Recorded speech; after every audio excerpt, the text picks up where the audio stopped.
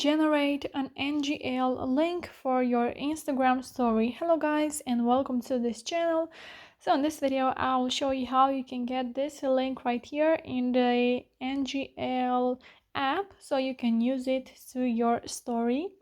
First of all, I will go ahead and show you to you how you can generate this. So you will have to go to your app store, search for NGL, and then install this app. Open the app, and then you have to click on Get Questions. After that, you have to enter here your username, your Instagram username. So in my case, it's Ali and John YTT. Click on Done button. Wait for a little bit. And now you have your link right here. So now you can just copy the link. Click on Copy Link button. Now your link is copied to your clipboard. Click OK. And now to share this, click on the Share button. Click Next Step.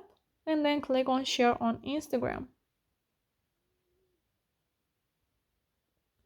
And here you have to go to stickers from the top of the screen, go to link, paste here your link, and then click on Done from the right top corner. And now this is your NGL link. Now click on your story to share this with your friends.